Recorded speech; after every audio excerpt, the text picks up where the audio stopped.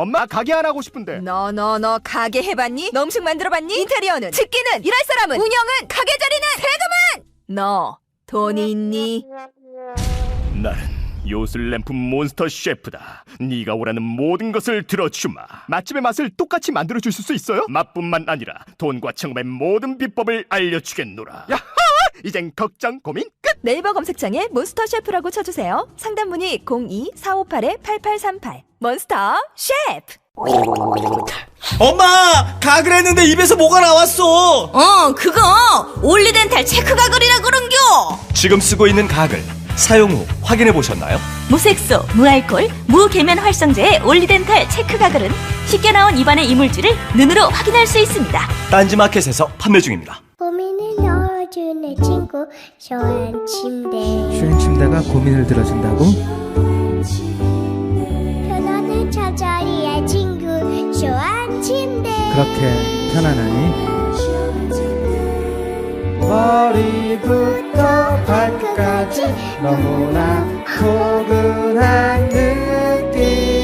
오늘부터 내 친구 쇼한 침대. 어디에 있다고? 딴지마켓에 있네. 생각은 같아도 행동은 다릅니다. 무엇을 시작하든 끝장을 보는 사람. 이재명 성남시장 첫 자전적 에세이. 이재명은 합니다. 저를 믿어주는 국민이 계시고 함께 꿈꾸는 정의로운 대한민국이 있기 때문에 저는 부러질지언정 굴복하지 않겠습니다. 이재명이 그려나갈 대한민국 희망의 지도. 이재명은 합니다. 위즈덤 하우스.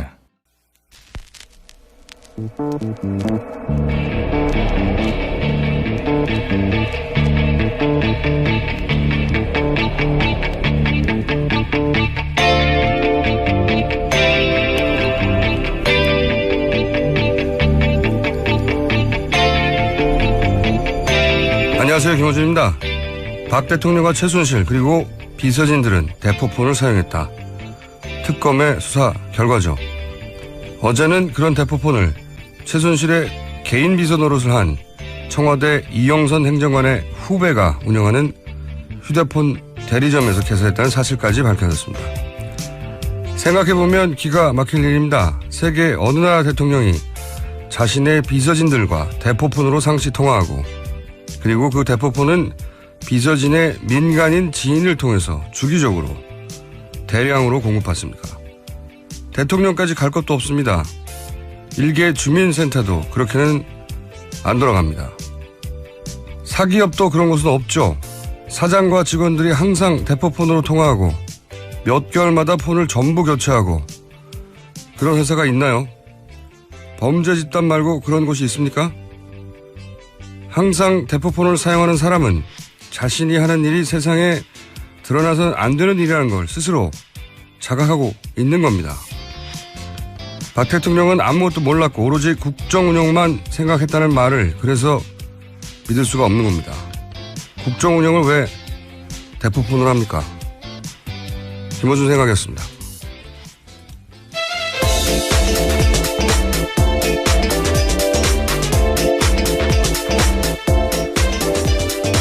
시사인의 김은지입니다. 네.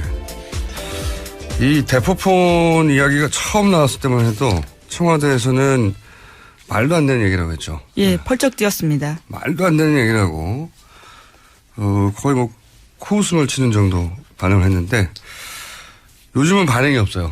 네, 할 수가 없죠. 요즘은 반응이 없는 것이 너무 구체적이고 게다가 번호가 나와버렸어요. 번호가. 예. 네. 어제 관련 뉴스가 많이 나왔죠? 네, TV조선이 번호를 특정해서 보도했습니다. 끝자리가 4021인데요. 이 번호가 대통령 차명폰으로 추정되는 거랍니다. 그래서 이 번호를 특검이 시간대별로 기지국 분석을 했었는데요. 대통령 순방 동선 등과 일치한다라고 합니다. 발신지는 평상시 대부분 청와대 경내로 찍혔는데요. 대통령이 일정이 있어서 움직이면 그에 따라 동선이 바뀌었다라는 겁니다. 네. 이게 이제 대통령으로 특정할 수 있는 이유가 우선 이 끝번호를 장시호 씨가 네. 특정해 주었고 그리고 청와대 경내에서 자는 사람이 많이 없어요. 그렇죠. 예, 계속 있을 수도 없죠, 사실. 네. 그 번호가. 그리고 이제 경내에 있는 사람이 있을 수 있다 치더라도 거기서 숙식을 하는 사람의 폰으로 특정하려고 해도 해외 순방을 가는데도 따라간단 말이죠. 네. 번호도 맞고 위치도 맞고 그리고 해외 순방이라는 특수한 일정도 맞고 뭐 다 맞는 거죠. 네. 그리고 그렇게 해서 비교를 해봤더니 하루에 평균 3통화 정도. 네, 그렇죠. 6개월 동안 570여 차례입니다. 네. 최순실 씨와만 따져서 하루에 평균 3통화를 했고, 그리고 도피 행각을 벌일 때도 계속 통화를 했고. 네, 독일에서요. 그리고 보면 해외 로밍도 있다고 해요. 네, 그 폰을 들고 다니는 거죠. 계속해서. 여기서 중요한 것은 요금을 누가 냈냐 이거라고 봅니다. 저는. 여기까지 따져봐야 된다고 보는데. 네네. 요금이 꽤 나왔을 거 아니겠습니까? 예, 그렇죠. 명의는 우선 윤전추 행장관으로 되어 있습니다. 명의는 윤전추 행정관인데 또 그 폰을 한 번만, 그러니까 그 폰 한 번을 사용한 게 아니라 주기적으로 한 번에 만들었다가 대량으로 한 번에 폐기하고 네네. 이런 식으로 하나를 한 것도 아닌 거죠. 이거는 정말 이게 상상이 안 가는 일이에요. 네. 국정 운영을 왜 대포폰으로 하는 것인지. 청와대가 그리고 그 행정관의 친구, 네, 군대 후배라고 하죠. 네. 청와대 행정관의 지인을 통해 가지고 폰을 이렇게 대량으로 주기적으로 6개월 동안 것만 밝혀졌을 뿐인 거죠. 네, 이영선 행정관 군대 후임의 대리점에서 네. 다량으로 만들었다고 합니다. 주기적으로 한 번에 만들고 한 번에 폐기했다고 하니까요.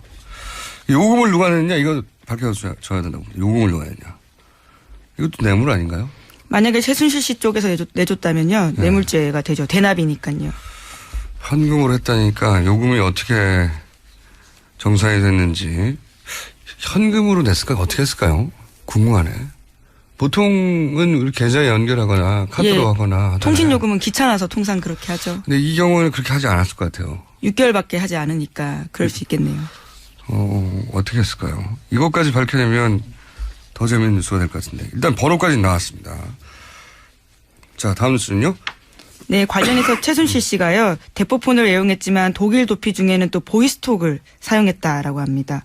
언론과 당국의 수배를 쫓기 위해서 피하기 위해서라는 식의 경향신문 보도입니다.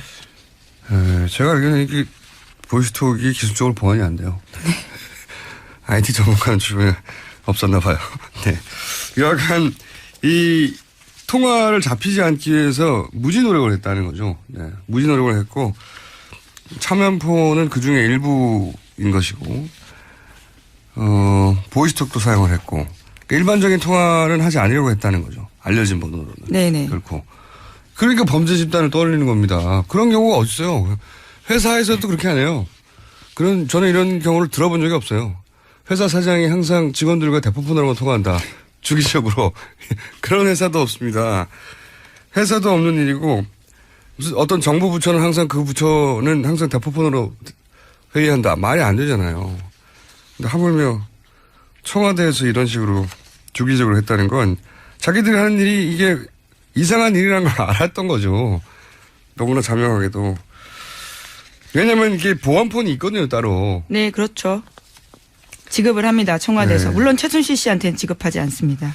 그러니까요. 그러니까 예. 들키지 않아야 말아야 하는 일이라는 걸 들키면 안 된다는 걸 알고 있었던 거죠. 너무나 자명하게도. 그런데 국정 운영만 했다고 하니까 믿을 수가 없는 겁니다. 말이 안 되는 거죠.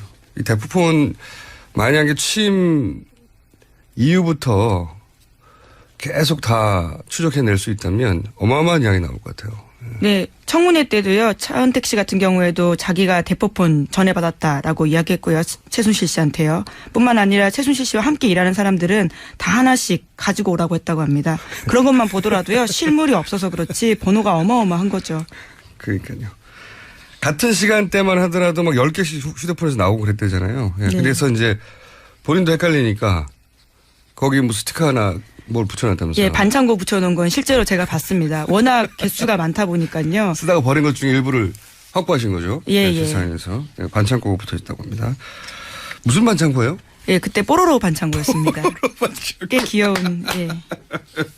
아, 그래서 이제 뽀로로 그림에 따라서 구분을 하는군요. 이 사람은 뭐 집에 반창고가 다양한 종류가 있지 않다 보니까 네. 그 당시에 뽀로로 반창고가 잘 나갔던 것 같습니다. 그래서 그걸 붙여놓은 게 아닌가 싶습니다. 뽀로로 캐릭터가 여러 개예요? 그건 저도 잘. 그 세 개까지는 모르겠는데 어쨌든. 예, 예. 그리고 이제 그 폰을 확보해서 보면 겨우 한 사람이나 두 사람이나 세 사람 많아봐야. 네, 그렇죠. 그 폰으로는 그 사람들하고만 통화하는 거죠. 예, 맞습니다. 특정인의 번호만 넣어주고요. 상대방도 아마 대포폰 번호이기 때문에요. 기억을 못할 겁니다. 그렇기 때문에 입력을 해서 그렇게 전해주는 거죠. 이 서로. 폰으로는 이것만 해라. 제가 보기에는 말이죠. 이거는 그 조직범죄 아니면 간첩이에요. 그거 외에는 이런 식의 조직적이고 주기적이고 대량의 대포폰을 사용하는 케이스는 있을 수가 없는데 그걸 대통령이 사용했다고 하니까 이게 황당한 거죠. 이런 뉴스에는 왜 청와대 응답이 없답니까? 처음에 대포폰 얘기 나왔을 때만 하더라도 절대 번호는 알려지지 않을 거라고 생각했던 것 같아요. 예, 그럴 수 있죠. 네, 그래서 이제 전면 부인했다가 요즘 너무 구체적이니까 대답이 없습니다. 그리고 자, 홍보 라인에서 실제로 몰랐을 수도 있을 거란 생각도 들긴 듭니다. 어떤 선까지만 알고 그 아래로는 몰랐을 것 예, 같아요. 예. 예. 그래서 정말 없다고 그 당시 생각했을 수도 있지 않나라는. 네. 지금은 이제 물어봐야 되잖아요. 그렇죠. 네. 쓰셨어요? 이렇게 물어봐야 되는데 아무도 안 물어보나 봅니다. 네. 예, 정호성 전 비서관 같은 경우에도요. 헌법재판소에 나와서 대통령이 썼다라는 거 증언했거든요. 네. 다 입이 다 안 맞춰진 거죠. 어떤 부분은 디테일까지.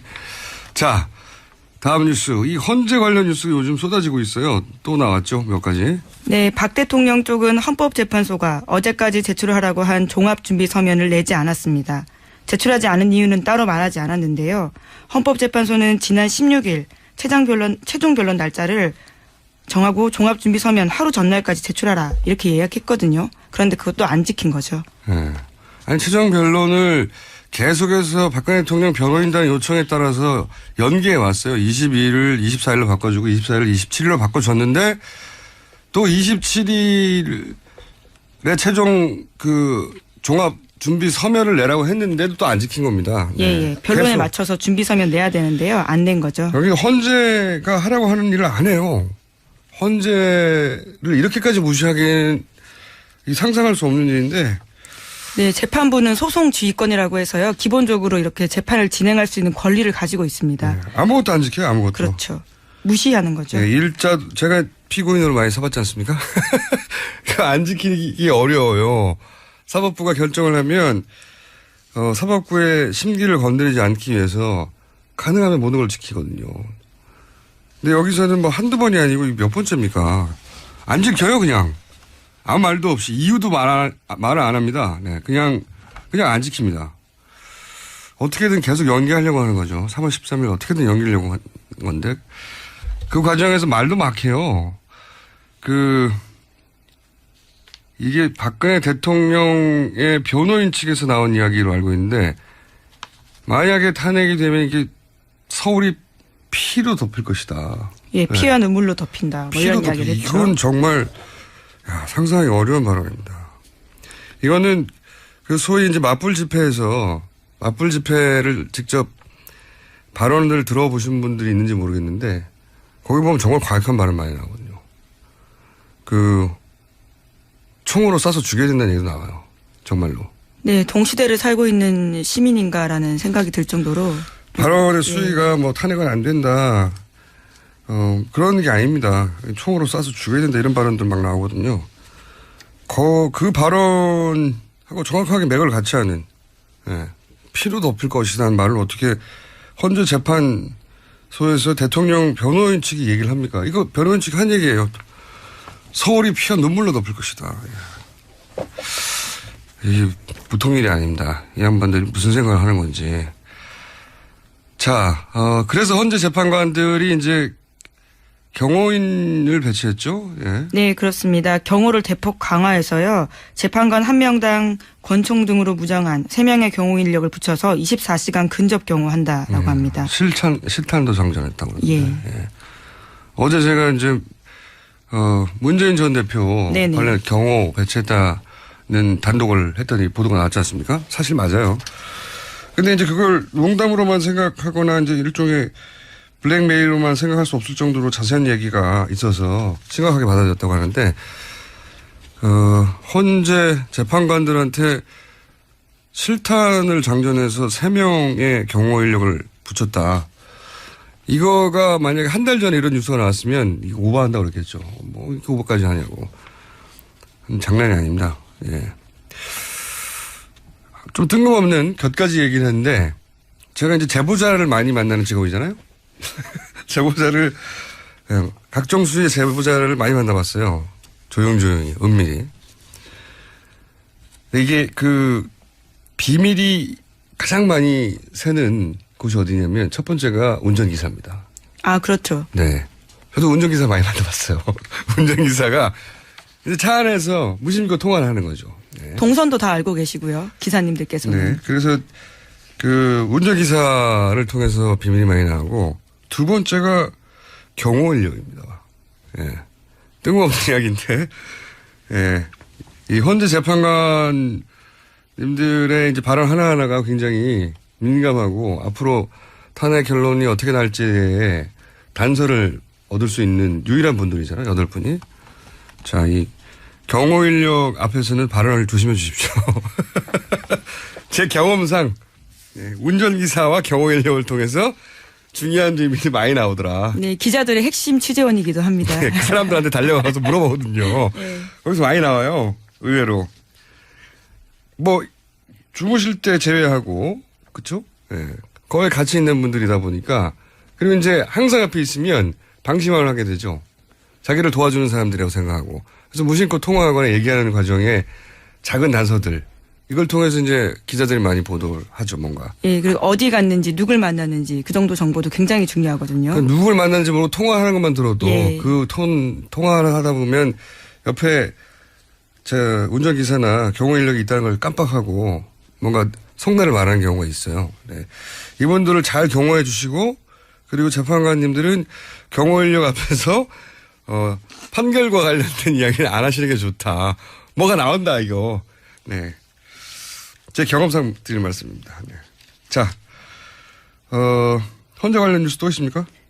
네, 어제 김평우 변호사 막말 많이 전해드렸는데요. 이와 관련해서 대한변호사협회가 신임 변협 회장이 나오는데요. 김현 변호사가 다음 주에 김평우 변호사에 대해서 징계위원회에 회부할지 논의하겠다 이렇게 밝혔습니다. 이거 우리나라 사법 역사에 아마 길이 나올 겁니다. 예. 헌재, 그러니까 일반 재판 정도 아니고 대통령 탄핵을 다루는 헌재 법정에서 이렇게까지 막말을 한다는 건 그리고 헌재 재판관들을 향해서 이렇게까지 막 공격적으로. 네, 수석 대변인이라고 이야기했죠. 그것도 그렇고 이 발언들 당신들이 탄핵하면 대통령 이거 피가 덮인다니까. 네, 내란이라는 말도 했습니다. 맞아요. 내란이라는 말도 했죠. 예. 이거는 헌재를 무시해도 이렇게까지 무시할 수 있는지 상상할 수 없는 일이거든요. 저는 재판관들을 이렇게까지 자극하는 이유를 이해할 수가 없어요. 기본적으로는 이제 박근혜 대통령을 지지하는 맞불 집회에게 보내는 메시지죠, 우선은. 그렇다고 해도 그렇죠. 그거는 밖에 나와서 기자회견을 하던가, 헌재 재판정에서, 이거 제가 요즘도 저는 재판을 받고 있거든요. 변호사들이 화제예요, 화제. 왜 이렇게 하느냐. 예, 왜냐면 법조인들은 너무나 이해할 수 없기 때문에 이렇게 하는 게 너무 이해가 안 간다고. 화제예요, 다들. 정말 이상한 일이고 너무 극단적이어서 변협까지 나선 거죠. 네, 김평우 변호사가 대한변협 회장 출신인데요. 대한변협에서 징계를 논의하겠다라고 한 거죠. 한마디로 자기 편을 더 격동시키려고 하는 건데 그렇다고 해도 이렇게까지 하나. 사법 역사에 아마 길이 남을 겁니다. 그러니까 이 재판관들도 얼마나 스트레스를 받겠어요. 이해할 수 없습니다. 자, 다음 뉴스는요? 네, 황교안 권한대행이요. 특검법 개정안 처리가 무산된 어제에도 수사기간 연장과 관련해서는 아무런 입장을 내놓지 않았습니다. 추가로 내놓을 입장이 없다라고 밝혔는데요. 여전히 면밀히 검토 중이다라고만 합니다. 면밀 검토를 한 달 내내 합니까? 어차피 안 할 거면서. 다음 뉴스는요? 네, 경향신문이 아침에 보도한 바인데요. 특검이 최순실 씨가 숨겨놓은 재산 100억 원대를 찾았다라는 겁니다. 재산은 애초에 수천억 원대로 알려져 있었는데요. 관련 규정 미비로 찾는 게 쉽진 않았다라고 합니다.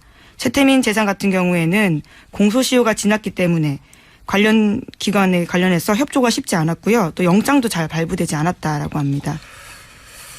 이게 이제 영장 없이 기존의 자료를 잘 살펴보는 것으로 찾은 게 100억대라는 겁니다. 예, 지금 특검이 막 영장도 발부하고 숨겨진 재산을 적극적으로 찾을 수 있는 그런 수단이 별로 없었어요. 예, 그래서 기존 자료를 잘 살피고 하는 것으로 그것만으로 추가 100억대를 찾아낸 거라는 거죠. 예. 큰 덩어리는 해외에 있다고 다들 추정을 하고 있고 국내에 있는 것은 제가 보기엔 현물들이 아닐까. 최태민 씨의 그 아들 최재석 씨요? 예, 최재석 씨를 통해서 얘기됐던 게 이제 특히 이제 인상에 남는 금괴 얘기 있지 않습니까? 금괴가 어마어마한 두께로 있었다. 금괴에는 다 일련 번호가 있거든요. 그래서 이제 이런 이야기가 나오면 꼭 비자금 금괴 얘기가 나와요. 현금화 할 수가 있으니까. 근데 금괴는 처리할 때 제가 알기론 중간에 이제 그 브로커들이 금괴를 삽니다. 사가지고 그 녹여요. 녹이는데 왜냐면 그 일련 번호면 추적이 되잖아요. 금괴를 녹이는데 녹이면 가격이 확 떨어져요. 확 떨어지지만 수수료를 중간에 받고 거래를 할 수 있을 만큼 만약에 이게 금괴가 1억짜리다. 그러면 한 7천만 원, 6천만 원에 사는 거죠. 그런 다음에 넘겨도 이익이 남을 만큼. 저는 금괴가 궁금합니다. 금괴는 번호가 있거든요. 번호를 보면 그 주인이나 혹은 연도를 알 수 있어요. 금괴가 어디 있을 것 같은데 어디 있는지 모르겠어요. 이게 무거워가지고 함부로 옮길 수도 없는 것이고 해외를 빼내기도 어렵거든요. 금괴는. 어딘가에서 금괴가 나올 텐데 거기까지 아직 못 가고 그냥 자료를 잘 찾아봤더니 100억대가 있더라. 예, 추가로요. 예, 추가로 관련된 뉴스가 있나요? 네, 어제 노웅래 의원도 관련된 이야기를 국회 본회의에서 했었는데요. 박정희 정권의 스위스 비자금 의혹에 대해서 실체를 밝히고 불법 자금을 환수해야 된다라는 건데. 아, 국회에서 드디어 이런 말도 나오는군요, 이제. 예. 이거가 본체죠, 본체. 예, 그런 의혹이죠. 의혹의 본체가 박정희 정권 당시의 비자금이 스위스에 있는 거 아니냐. 이런 이야기는 뭐 오래전부터 있었죠. 예. 네, 그 근거가요. 프레이저 보고서입니다. 유명한 보고서죠. 예. 예.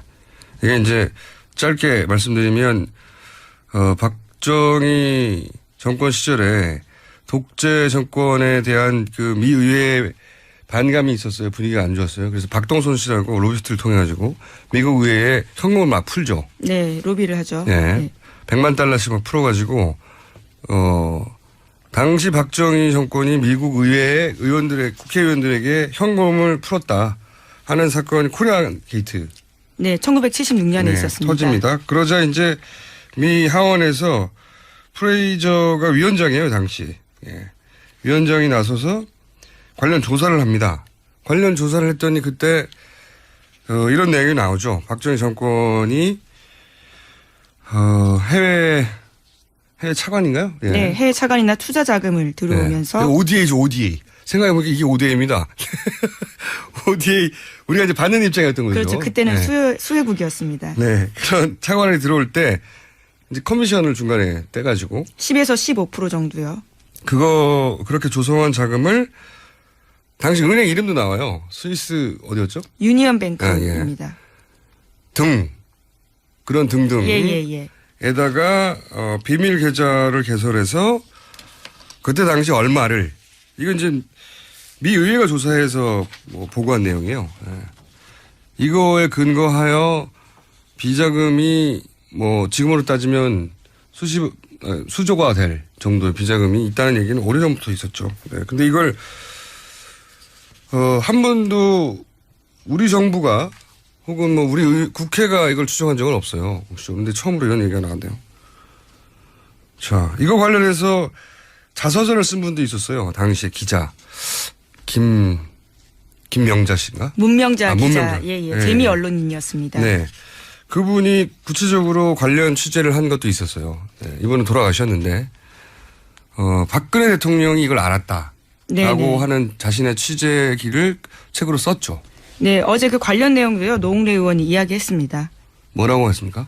11.6 이후에요. 박 네. 대통령이 보안 요원 5명과 함께 스위스를 방문해서 비밀 계좌의 예금주 이름을 바꿨고 동행한 이들에게 사례비로 $50,000씩 줬다라는 제보를 받았다라는 거죠. 저도 이 관련 취재를 해본 적이 있어요. 다음에 얘기하죠. 네. 취재를 해본 적이 있습니다. 네. 이런 제보를 할 만한 분들이 나이가 너무 많아요, 이제. 관련 사실을 알거나 들었거나 하는 분들도 나이가 굉장히 많고, 여하간 이런 게 굉장히 구체적인 정황으로 있긴 있어요. 근데 이걸 어떻게 찾아내겠어요? 네, 그래서 어제 노웅래 의원도요. 국회에서 그런 이야기를 한 것 같습니다. 자유 발언으로요. 이게 과연 찾아질 수 있을지는 모르겠으나 대단히 구체적인 정황으로 혹은 책으로 혹은 증언으로 자료가 남아있긴 합니다. 실제 스위스은행이 이걸 인정할 리는 없을 테니까 찾을 방법은 저도 모르겠어요. 찾으러 노력해봤는데 굉장히 어려운 일이더라고요. 예. 자, 제목 정도 하나 둘 읽을 수 있을 것 같습니다. 네, 어제 MBN 보던데요. 최순실 씨가 삼성이 돈 안 주면 다 같이 죽는다 이런 이야기를 했다고 합니다. 지난해 9월에요. 돈을 안 주면 다 같이 죽는다는 얘기는 이게 이제 비밀이 지켜질 수 없다 이런 얘기겠죠? 협박이네요. 네. 최순실 씨 답네요. 그리고 그러면서 했던 말 뭐 나온 거 없습니까? 최순실 씨가 한 말요? 그러면서 또 박원호 전 승마협회 전무한테 이런 이야기도 했다는데요. 자신이 삼성 합병 도와줬는데 은혜도 모른다라고 화를 내면서 삼성이 대통령한테 말 사준다고 했지 언제 빌려준다고 했냐라고 또 따졌다라고 합니다. 그 저희가 며칠째 얘기했던 그게 말 세탁이 아니고 말 소유권 이전을 주장하는 최순실 씨의 그 끝을 알 수 없는 욕심. 결코 포기하지 않는 한계가 없는 욕심. 그 욕심 때문에 이 모든 게 드러나기 시작했어요. 적당히 했으면 우리 모른 채 지나갔을 겁니다. 아마 다들. 끝을 알 수 없는 욕심. 이건 이제 최순실 씨에 대한 삼성의 특검 조사 과정에서 나온 얘기인 거죠? 네, 삼성 쪽이 진술한 바입니다. 삼성이 이제 협박을 당했다는 얘기를 하느라고. 예, 강요에 대한 취지인 것 같습니다. 네. 자기들이 피해자라는 말을 하면서 이런 얘기를 한 거죠. 최순실 씨가 협박도 했고, 이거 봐라, 우리가 당해서 돈을 뺏긴 거다. 하는 과정에서 이런 말들, 말 내놓으라는 말들, 누가 사달라고 했지, 빌려준다고 했냐, 이런 말들. 끝을 알 수 없는 욕심. 한편으로는 고마워요. 그 욕심에 한계가 없는 욕심 때문에 저희가 이 전문은 아니어도 전문은 언제 밝혀질지 모르겠습니다. 특검도 이렇게 끝나가는데 그 일단을 알게 된 거죠. 예. 그 일단을 알고 났더니 정말 어마어마한 겁니다. 일단 말하는데. 자, 오늘 여기까지 하겠습니다. 시사인의 예, 김은지였습니다. 감사합니다. 굶고 뛰고 땀 빼고 다 해봤다. 그래봐야 소용없었다. 다이어트는 결국 먹는 게 문제다! 동결건조 채소와 곡물, 단백질, 그리고 효소와 비타민, 미네랄로 만든 다이어트 전용 그린 스무디로 하루 한두 끼만 바꿔 드세요. 검색창에서 비타샵을 검색해주세요. 아무도 묻지도 따지지도 않고 가입하셨다고요? 보험은 너무 어려워요. 걱정 마십시오. 마이보험 체크가 도와드립니다. 1800-7917 마이보험 체크로 지금 전화주세요. 1800-7917 이미 가입한 보험이나 신규 보험도 가장 좋은 조건을 체크해서 찾아드립니다. 인터넷 한글 주소 마이보험.com 또는 카카오톡에서 아이디 검색 마이보험을 친구 추가하여 상담하실 수 있습니다. 여성 여러분, 골반이 삐딱하면 허리가 아파요. 아랫배가 나와요. 골반이 바로 서야 건강도 아름다움도 바로 섭니다. 바디로직을 입으세요. 토크밴드의 입체적인 탄력이 틀어진 골반을 바로잡습니다. 간편하고 확실한 골반 교정 타이즈 바디로직.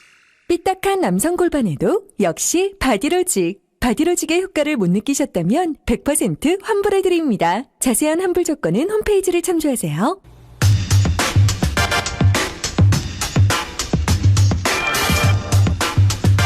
자, 첫 번째 인터뷰 시간입니다. 특검 연장이 현재 기준으로는 사실상 무산됐습니다. 예, 황교안 대통령 권한 대행이 연장을 승인하지 않을 것 같습니다. 관련해서 특검이 이런 식으로 끝나면 뭐가 문제인지 한때는 청와대에 계셨죠. 네. 민정수석실에서 그 유명한 민정수석실 공직기관 비서관을 지내셨던 더불어민주당의 조홍천 의원 스튜디오에 직접 모셨습니다. 안녕하십니까? 안녕하세요. 조홍천입니다. 저희가 이제 그 특검이 이런 식으로 연장이 안 되고 끝나가는 마당에 이런 식으로 끝나면 어떤 사안들이 제대로 짚어지지 않고 사라질 수 있는가. 누구보다도 잘 아실 수밖에 없는 거기 계셨지 않습니까? 청와대. 예. 난리가 났을 때.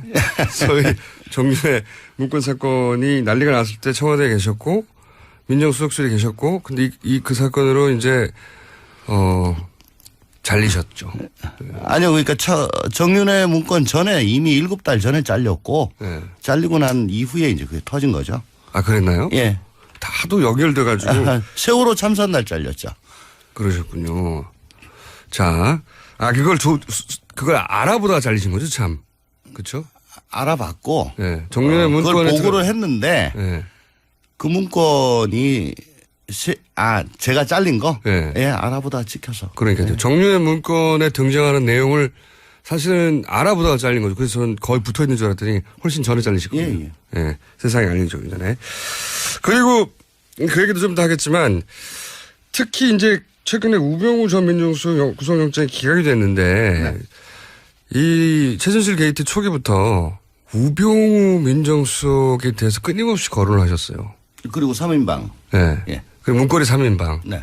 여기가 핵심인데 네. 이거 수사가 어렵다. 계속해서 그 경고를 하셨고 실제 영장 기각으로 결론이 나고 말았어요. 네. 네.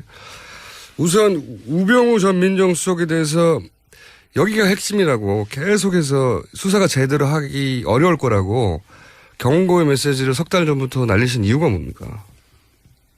제가 나가고 난 이후에 예. 그 안에 동정을 보니까 이제 제 사건으로 예. 3인방은 전면에 나서기가 힘들게 됐고 예. 대신에 전면에 나선 게 우병우인데 우병우를 통해서 권력기관 통제를 하고 공직사회 장악을 한 거죠. 말하자면은 허브 역할을 한 겁니다. 허브 역할을. 네네. 그러니까 우병우 전 민정수석은 본인은 그냥 전달만 가교 역할만 했을 뿐이라고 표현하고 그러니까 시킨 대로 했다는 거죠. 가교 역할만 하려면 뭐 구급 여비서가 하면 되죠. 그러니까 가교 역할이 아니라 정보가 거기 다 모여서 거기서 실제로 통제 역할을 했다는 거죠. 그렇습니다. 그리고 저 대통령 혹은 3인방의 뜻을. 대통령 혹은 3인방에. 예. 그 3인방 관련해서 그 지금은 정호성 비서관만 이제 수감되어 있는 상태인데 네. 나머지 두 분은 지금 자유의 몸 아니겠습니까? 이 두 분이 이 전체 게이트에 아무런 역할도 안 했을까요? 하하하하. 예. 정호성보다 더 심하죠. 그죠? 네. 그렇게 추정할 수는 있는데 직접 조사했었던 분으로 이 나머지 두 분의 어떤 기여도나 이 게이트에 또는 뭐 기여했던 카테고리라고 할까요? 네. 분야가 정호성의 역할은 메시지 담당이니까 네. 대통령을 통해 가지고 나가는 네. 그 뭐 연설이라든가 또 뭐 대수비 혹은 뭐 국무회의 이럴 때 그 대통령 말씀 자료 혹은 각 부처에 내려가는 뭐 지시사항 이런 거 포멀한 걸 했고요. 포멀한 거. 네. 그게 이제 하필이면 태블릿이 나오는 바람에 엮여가지고 지금. 그거는 저 핸드폰, 휴대폰이 쭉 나와가지고. 예, 어쩔 수 없이 빠져나가지 못했고. 예. 빼박캔트로 그렇게 된 거고. 예. 근데 그건 오히려 공식적인 업무에 가까웠고. 그렇죠. 그럼 비공식적인 업무에 가까운 것들을 나머지 두 분이 한 겁니까? 저는 그렇게 알고 있습니다. 그럼 그게 더 큰 문제 아닙니까? 그렇죠. 예를 들면요. 뭐 인사 개입. 뭐. 어쨌든 뭐 상상할 수 있는. 저는 상상을 못하기 때문에 좀 더 구체적으로. 인사 개입이라고 하면 그런 얘기가 간간히 언론 보도에 있었어요. 뭐 경찰 인사에 개입했다든가, 뭐 네, 군 인사 얘기도 조금씩 나오기도 했고, 그런 인사에 둘 중에 누가 개입을 한 거죠? 권력기관 인사는 안봉근 쪽에서 주로 했고. 권력기관은? 예. 나머지는 이제만. 권력기관이 아닌 인사는 어디를 말하는 겁니까? 뭐, 많죠. 공공기관, 단체, 금융기관, 뭐 공기업. 뭐 많죠. 기업 관련들이요? 예. 그러면, 전 그렇게 알고 있습니다. 그렇게 알고 계신 거죠. 예. 네. 그러니까 뭐 군이나 경찰은 안봉근, 그 다음에 기업이나 공공기관 같은 경우는 이제만 이런 식으로 인사 개입을 한 것으로 알고 계시다는 거죠. 네, 그리고, 청와대 내 인사위원회의 정식 멤버가 이제만 총무비서관이에요. 예. 예. 근데 이제 공식 업무이니까 공식 업무를 했다고 말하면 빠져나갈 수. 아니, 그러니까 이제 상시 인사위원회에 출석을 해서. 저 본관의 의중을 전달을 공식적으로 하는 거니까. 근데 인사위원회에서 꼭 뭐 강요나 뭐 이런 사람들만 하는 게 아니고. 예를 들어 뭐 어제 뉴스에 나왔던 마사회장 뭐 이런 것도 마사회장. 다 하는 거니까요. 마사회장이 왜 이렇게 중요하죠? 왜 그 황교안 대행도 마사회장부터 유명한? 아마도 뭐 저 정유라 때문에 그랬던 것 같은데. 정유라 씨하고 관련해서 더 이상 특혜를 줄 것도 없는데 왜 황교안 대행이 마사회장부터 그리고 그때 또 뭐 마사회장이 공석이 되니까 했던 걸로 보여주고 현명관 씨는 정유라와 관련해 가지고 그렇게 했던 걸로 보여집니다. 그 현명관 씨는 그때 당시만 하더라도 정유라 씨를 지원한다든가 보니까 이제 충성 편지를 보냈다는 기사예요. 보니까. 네, 어저께 보도가 됐죠. 예. 현명관 마사회장이 당시에 전 회장입니다. 이재만 씨에게 손편지로 그것도 얼마나 정성을 담는 애틋한 편지입니까? 손편지로 충성 맹세도 하고 그리고 또 인사청탁도 하고 인사를 이 사람한테 청탁해야 된다는 걸 알았던 거죠, 이분은. 뭐 보도에 의하면 그렇죠. 사실 현명관 회장 같은 경우는 제가 비서관으로 있을 때 한 번 저 리젝트를 했던 사람이에요. 아, 근데 안 된다고? 예. 그래서 덮었는데 다시 올라왔습니다. 아, 보통은 이렇게 리젝트를 하면 안 올라오는데 아, 꼭 해야 되는 사람인 거군요. 네네. 그렇죠. 김기춘 실장이. 그러니까 제가, 리젝트를 한 그 사유가 있었어요. 그게 다 하자가 보완이 됐다고 다시 올라왔습니다. 보완될 수 있는 하자였으면 진작에 그렇게 보완하라고 하지 않았었어요? 그게 뭐 상당히 개인적인 거고 도덕적인 게 결부됐기 때문에 제가 방송에서 말씀드리긴 좀 곤란하지만. 결격 사유가 분명했는데. 네, 그걸 이제 다 보완했다고 올라왔어요. 예. 개인적인 결격 사유를 어떻게 보완하죠? 그거 보완할 수가 있습니다. 나중에 끝나고 말씀드리겠습니다. 도덕적인 문제 회개하셨나? 종교기관에 아니요, 그게 저 서류에 딱 나타나게 보완이 됐습니다. 아, 서류상으로는 보완이 되도록. 예. 회개도 하셨겠죠. 또 한 가지 제가 인사에 주로 개입했다. 안봉근 이재만 두 비서관들은 인사 문제로 사실은 특검 조사할 게 많은데 시간이 없어 못한 거죠, 제대로. 그렇죠. 그리고 증거가 정호성처럼 확보된 게 아무것도 없잖아요. 그죠? 그러니까요. 아마 그 특별수사본부라고 뭐 만들어지고 제일 먼저 압수수색을 한 게 이재만하고 정호성하고 안종범 집에 가서 압수수색을 했을 거예요. 그게 제 기억으로는 10월 29일인가 그렇습니다. 그때 제가 이재만 안봉근은 왜 안 가지? 근데 11월 9일 날 갔어요. 특검이 만들어지기 전에. 특검 전에 특수본. 중앙지검. 검찰의 특수본에서. 네. 그러니까 그 사람부터 털어야 되는데. 11일 정도 지난 다음에 이재만 안봉근 집에 갔죠. 11일 지난 다음에. 네. 결과는 아무것도 없고. 그때 말씀 저도 기억나는데 지금 3인방 중에 오히려 나머지 두 사람 이재만 안봉근 압수수색부터 해야 되는데 열흘이나 시간을 주냐 이런 말씀이셨는데. 네, 제가 보기에는 다 같이 해야 되는 건데. 네, 동시에. 정호성이 압수수색을 당하고 얼마 지나지 않아서 구속이 됐어요. 그거 보고 룰루랄라 할 사람은 없을 겁니다. 혹시 그럼 우리 집도 압수수색 될 것이다. 당연히 그렇게 생각합니다. 그러면 이 문제될 게 뭐냐.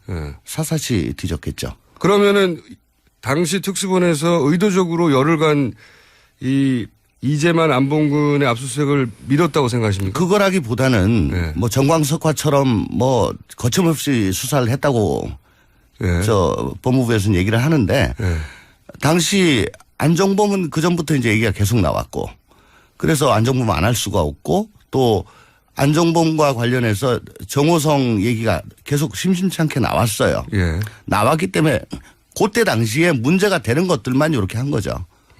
압수수색을. 그러니까 전반적으로 선제적으로 압수수색을 한 게 아니고 딱딱딱 보이는 것만 했기 때문에. 문제가 돼서 안 할 수 없는 것만 했다. 네네네. 그러니까 소극적으로 한 거예요. 그럼 거꾸로 수사를.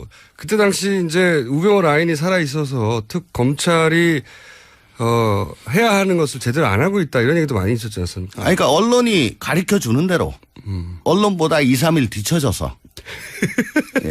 언론이 가르쳐 준 대로 언론보다 2, 3일 뒤쳐져서 그렇게 수사를 한 겁니다. 예. 안봉원 이재만까지는 아직 얘기가 안 나왔으니까 안 하고 할 필요가 없는 거죠. 근데 그 수사해 본 사람들은 다 아는데 예. 그걸 해야 되는데 안 한 거 보고 왜 안 하지? 왜 안 했을까요? 그때 라인이 살아있어서 그런 겁니까? 대통령도 살아있었죠. 라인도 살아있고 대통령도 살아있었고. 10월 29일, 11월 9일. 그렇죠. 살아있었죠. 네. 예. 검찰을 지휘할 수 있었을 것 같고. 저 또 한 가지 궁금한 것은 그래서 이제 의도적으로 지원했다 이렇게 말하면 이제 입증해야 되는 문제이긴 하지만 해야 할 걸 안 했다고 말할 수 있는 거죠. 의도적으로는 이라고는 너무 나간 거고 예. 굳이 적극적으로 하지 않았던 거는 적극적으로 하지 않았다. 그거는 맞는 것 같습니다. 네. 예. 법조인이시다 보니까 말을 조심하고 있습니다. 네. 그리고 아직도 본인이 완전한 무죄를 받지 않았기 때문에. 예. 지금 대법원 소속 현직 피고인입니다. 네. 그래서 조심하고 계신 것 같은데 적극적으로 하지 않았다. 그리고 또 이런 얘기를 하신 적이 있어요. 어느 자리에선가. 우병우 전 민정수석과 3인방의 관계. 우병우 민정수석 자신은 최순실도 모르고 자신은 그냥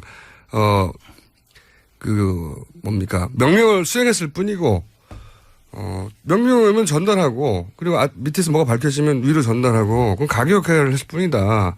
그 3인방에 대해서도 얘기하지 않고 최순실에 대해서도 얘기하지 않아요. 3인방과 우병우의 관계는 어떻습니까? 아시기로는. 아까도 잠깐 말씀드렸는데 제가 공직기강비서관에서 뽑혀가지고 나갔죠. 네.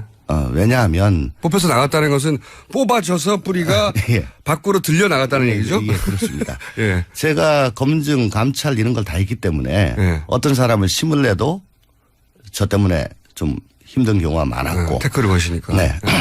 그리고 청와대 경내에서 뭐 좀 마음대로 하려고 해도 또 제가 계속 감찰을 하면서. 3인방하고 이렇게 대립관계 있었어요? 그렇죠. 예, 보고 있으니까 힘들잖아요. 그러니까 뽑았어요. 뽑았다, 뿌리를. 예. 그리고 이제 우병우가 저 다음으로 왔는데. 이제 완전한 협조자죠. 협조자. 예.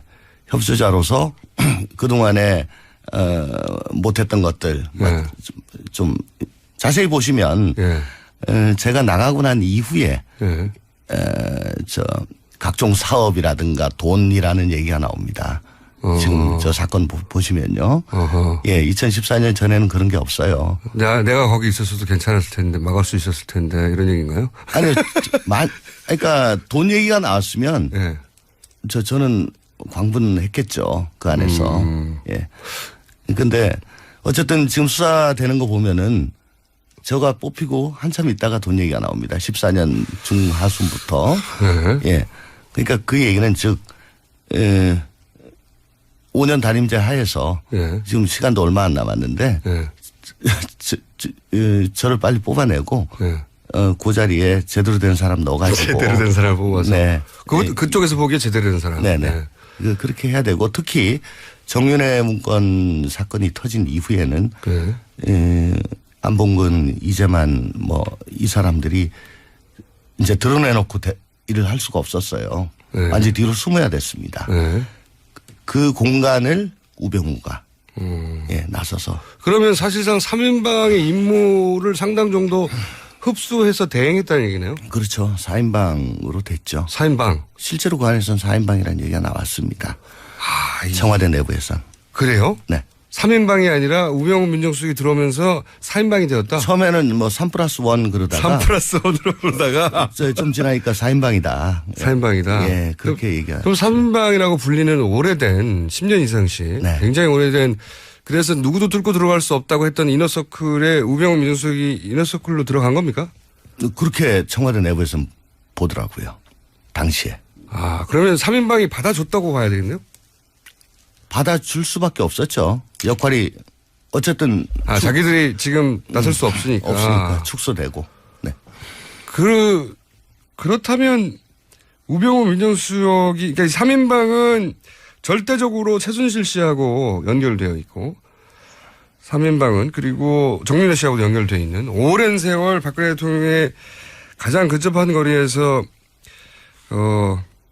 도움을 줬던 3인방인데 이 3인방 안에 들어갔다는 거는 박근혜 대통령과의 거리도 굉장히 가까워졌지만 최순실 씨와의 거리도 가까워졌다고 봐야 되는 거 아닙니까? 제가 9월 20일 날 대정부 질의에서 사실은 최순실 물꼬를 텄는데 그때 질의 중에 하나가 우병우, 멀리는 윤전추, 또 최순실과의 인연으로 청와대에 들어왔다. 총리 그런 얘기 들은 적이 있냐라는 것입니다. 예, 그때 한마디를 하셨어요. 한마디를. 네. 예, 더 자세히는 얘기 안 하고. 그렇죠. 그걸 좀 자세히 얘기해 주세요, 이제. 우병우가 그때 7월 달부터 해가지고 문제가 무지무지하게 많았잖아요. 예, 예. 처음 거론된 게 우병우 민정수석이었죠. 예, 7월 달이었죠. 그때 그 진경준하고 그 강남 땅. 그 이후에 코너링 나오고 정강 나오고 뭐 나오고.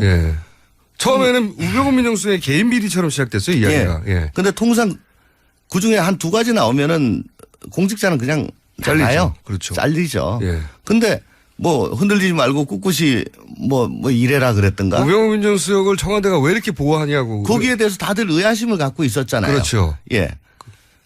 그리고 저 TV조선에서 K미르재단이 약간 나왔습니다. 조금 나왔죠. 좀 나왔죠. 이게 이제 두 개가 별개로 보였죠, 처음에는. 보였죠. 그리고 그 조선일보에 대한 공격이 또 청와대에 의한 조선일보 공격. 이석수에 대한 공격으로 이게 좀 전열이 흩어지고 했는데 이제 그걸 두 개를 한 물줄기로 이건 한 물줄기예요. 그게 이제 최순실에 의해서 한 물줄기가 되기 시작했죠. 예, 그거를 제가 말씀을 드린 겁니다. 그때는 우리가 눈치를 못 챘죠, 잘. 아유, 눈치채셨어요. 아니 그러니까 제가 궁금한 건 우병우 민정수석이 최순실을 끝까지 모른다고 하잖아요. 네. 그런데 어떻게 모를 수가 있냐라는 얘기를 사정을 저희보다 훨씬 많이 아시는 분들부터 듣고 싶은 거죠. 어떻게 모를 수가 있습니까? 지금 언론에 계속 나오고 있지 않습니까? 뭐 골프장에서 같이 라운딩을 했다. 의원님이 아시는 거 좀 알아. 의원님이 아시는 거요. 의원님이 아시는 게 뭐가 있는지. 좀 아직 현직 피고인이니까 지금 언론에 보도된 게 엄청 많아요. 그리고 저 헬스클럽에서 같이 수영을 했다. 뭐 같은 개원이다. 뭐 옛날에 더 나아가지고 구국봉사대에서 같이 있었다. 뭐 그런 걸 근거로 난 그때 그렇게 얘기를 한 거죠. 모른다는 얘기 한마디로 논평하시면요. 우병우 민정수석이 최순실 씨를 모른다는 얘기에 대해서 한마디로 논평을 하자면? 살기 위해서는 어쩔 수 없다. 그렇게 말할 수밖에 없을 것이다. 그 절대적으로 안다고 보시는 거죠? 모를 수가 없습니다. 모를 수가 없는 제가 거죠. 생각하기에는. 더군다나 3인방 안에 들어갔기 때문에 그 이너서클 안으로. 아니 이게 많은 이야기가 있었는데 무슨 이렇게 벌써 지나갔어 시간이. 2분밖에 안 남았네. 특검 연장 어떻게 됩니까? 갑자기 툭 뛰어가지고 한 번 더 나오셔야 될 것 같아요. 아유. 이게 일부라고 치고요. 오늘은 저희가 아예 그 서문 정도 쓰다가 만 것 같아요. 그죠? 그래서 한 번 더 나와주시고요. 뭐 어쨌든 특검 연장이요. 이건 뭐 저 검사 생활 해본 사람으로서는 연장 안 해줄 도리는 없는 겁니다. 그리고 특검은 독자적인 지위에 수사를 하는 기관이니까 연장 여부도 특검이 독자적으로 판단을 하고 이게 정말 말도 안 되는 일일 때는 야 그거 좀 아니지 않냐 해가지고 승인 거부를 하는 건데 지금 수사가 100 중에 아무리 넉넉하게 봐줘도 30도 지금 제대로 안 된 상황이에요. 그렇잖아요. 그렇죠. 이때는 그냥 이건 승인이 당연히 돼야 되는데. 그리고 지금까지도 거의 돼 왔고 만약에 거부를 한다면 황교안 대행이 거부 사유에 대해 가지고 뭐라고 얘기를 할 것인지 상당히 궁금하지 않을 수가 없습니다. 그냥 거부해버리고 끝 할 수는 없거든요.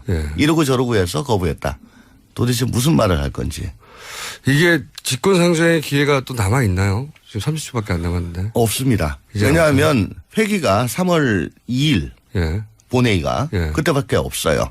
그러면 본회의를 따로 잡아야 되는데 그 의사 일정 합의가 저는 안 될 거로 보입니다. 그럼 3월 2일이 하루 남은 겁니다. 마지막. 근데 2월 28일 날 끝나잖아요. 죽은 다음에 심폐소를 해가지고 뭐 합니까? 그게 이제 부칙으로 해결할 수도 있다고 하던데. 아니 방법이 하나 있긴 한데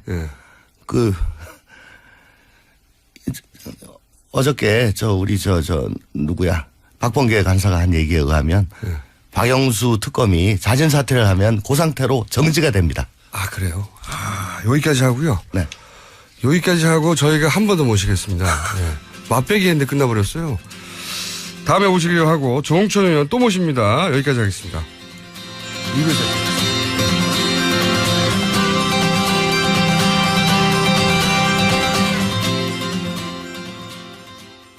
눈에도 상처 위에 발라도 혹은 아이들이 실수로 먹더라도 괜찮아야 한다는 마음으로 달려왔습니다. 아이부터 어른까지 수아비스. 이렇게 좋은 화장품 전 국민과 나누기 위해 수아비스 아이 모델 선발 대회를 개최합니다. 아이부터 어른까지 수아비스. 아이를 포함한 가족 모두가 참여 가능합니다. 지금 검색창에 수아비스 화장품을 검색하세요. 아이부터 어른까지 수아비스. 평생을 수아비스와 함께할 모델 바로 여러분과 여러분의 아이가 될 수 있습니다. 아이부터 어른까지 수아비스. 안녕하세요. 글 쓰는 사람 유시민입니다. 제가 이번에 국가란 무엇인가 개정판을 냈습니다. 국가란 무엇이며 또 훌륭한 국가는 어떤 모습이어야 하는지 오늘 시점에서 그 답을 찾아봤습니다. 이제 우리는 촛불 다음을 상상해야 합니다. 그 고민 과정에 이 책이 함께하면 좋겠습니다. 국가란 무엇인가 개정판 도서출판 돌베개에서 펴냈습니다. 맛있어. 너무 맛있어. 와, 아삭거리는 소리 들려? 와, 진짜 맛있다. 이 김치 어디에서 샀어? 김치 어디서 샀냐면 화 뭐? 무슨 김치라고? 그러니까 어디 김치냐면 바로 뜸들이지 말고 빨리. 도대체 어디 김치야? 화통김치. 화통김치라고. 국내산 재료로 100% 자체 생산하는 화끈하게 통하는 화통김치. 얼른 검색해서 사 먹어. 한글도 남보다 빨리 깨치고 참 똑똑했는데 갈수록 실력이 뒤처지는 것 같아 걱정이에요. 혹시 초등학교 교과서 본 적 있어요? 어려운 어휘가 너무 많아요. 학교에서는 어휘 개념을 하나하나 설명해줄 시간이 정말 부족하잖아요. 그럼 어떡하죠? 내 아이의 어휘만큼은 내가 책임져야죠. 어휘 공부의 정성. 초등어휘 3천, 초등어휘 5천. 검색창에 초등어휘 3천을 쳐보세요.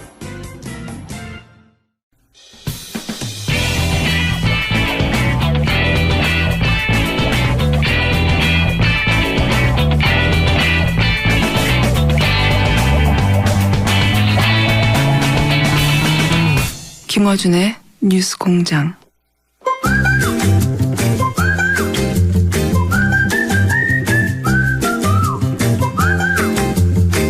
자, 이 시간은 어려운 이름 경제연구소죠?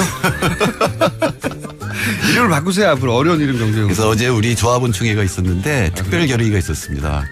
김어준 총수가 폴란이를 5번 외치고 시작한다. 그거 안 하면 출연 금지시킨다. 자, 어려운 이름 폴란이 칼각이었어.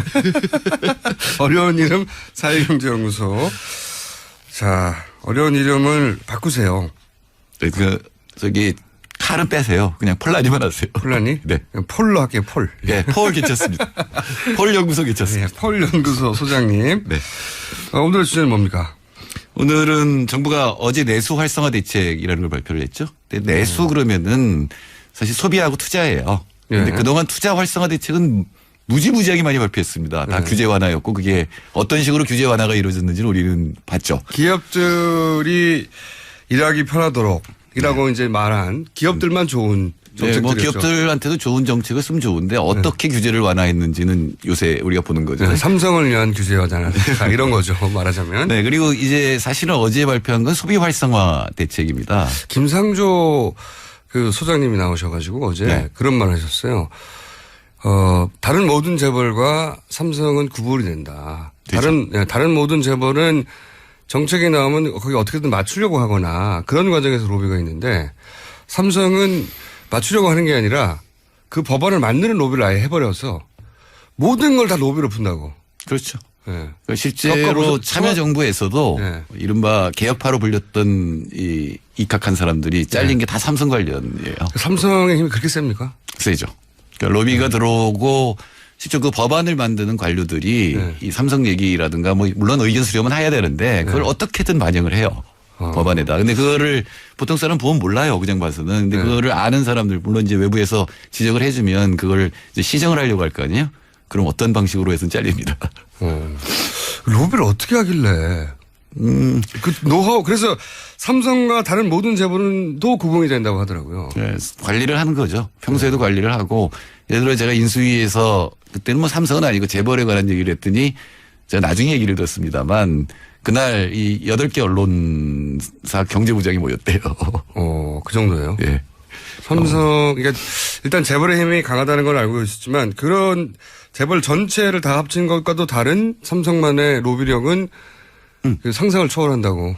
예. 이게 뭐냐면 모든 걸로 다 로비를 사실 전에 왜 그 떡값 그 로비 사건 있었을 때 이게 대체로 뭐 검사들한테 500만 원 주는 거 아니에요. 그야 치사하게 500만 원 받고 이런 생각이 드는데 사실은 그건 삼성의 그 가족 안에 들어간 거잖아요. 그다음부터 보호를 받는 거 아니에요. 거의 완벽하게 보호를 받는 거예요. 만약에 당신이 이 뭐 실제로 그 박영철 변호사 삼성에서 일했던 변호사 김영철 죄송합니다. 김영철 변호사가 그 폭로가 굉장히 큰 화제가 됐죠. 삼성을 말한다를 통해서 나왔던 그리고 이제 특검까지도 갔었는데 그때 나왔던 얘기 중에 하나가 뭐 소위 말하는 떡값이라는 게 우리가 생각하는 만큼 어마어마한 게 아니라 뭐 그 무슨 명절이나 이럴 때마다 500만 원씩 이렇게 준다. 근데 500만 원으로 무슨 그렇게 영향을 발휘할까 했는데 그게 신호라는 거죠. 신호. 예, 그 안에 들어가면 너는 이제 우리 삼성 가족이야. 거부하면 넌 이제 아웃이야. 위험해지는 거죠. 이 가족 안에 들어가는 순간부터 앞으로 향후 미래에 받게 될 혜택 같은 거 그런 게 머릿속에 쫙 들어온다는 거죠. 검사 그만두면 김현장을 가든 뭐 삼성 법무팀에 들어가든 이런 것들이 보장이 되니까 알아서 이제 그다음부터는 보호를 하게 되는 거죠. 공생관계입니다. 공생관계라. 여하간 그래서 삼성은 모든 걸 로비로 다 풀어낼 수 있고 실제로 그래왔고 사실은 관료들이나 또는 정치가들이 자기 이 생각을 갖고 일한다면 그게 통할 일은 없죠. 500만 원 갖고 어떻게 다 넘어가겠어요. 500만 원이 중요한 게 아니라 신호라는 건데 신호. 예. 앞으로 더 큰 게 있다. 이런 신호. 어떻게 보면 보험 같은 거죠. 500만 원 받은 게 보험을 드는 것 같은 느낌을 줄 거예요. 액수가 중요한 게 아니다. 내가 들어갔어. 눈에 띄었어. 이런 거잖아요. 그렇죠. 나 그러면은 미래 보장 받은 거야? 이런 느낌인 거고. 예, 뭐 100%는 아니겠지만 대충은 다. 내가 조금 더 잘하면 그러면은 완전히 이너스쿨 안에 들어가는 건가? 이런. 예, 그렇게 되면 상위 0.1% 안에 들어간다고 봐야죠. 그럼 난 여생이 보장됐어. 뭐 이런 식의 느낌이. 네, 0.1%면 여생 보장 정도가 아니죠. 그래요? 저한테 연락 좀 주시죠. 분명히 연락할 겁니다. 저한테 연락 주시면은, 저는 더 낮은 액수로도. 근데 불행하게도 얘는 해봐야 안 된다고 하면 아예 접근을 안 해요. 접근을 안 하는구나. 예. 자, 하여튼 그런 로비를 그런 로비가 통한 결과이기도 한 기업들의 어떤 불편사항을 풀어주는 거였죠. 예, 그게 사실 정부 정책의 전부였다고도 볼 수가 있고 또 하나의 정책이 뭐였냐면은 빚내서 집 살아였잖아요. 그렇죠. 그래서 집값은 올라갔고 가계부채가 지금 1344조까지 굉장히 위험하다. 그러니까 지금 제가 오늘 할 얘기의 핵심은 이겁니다. 왜 소비가 줄어드냐.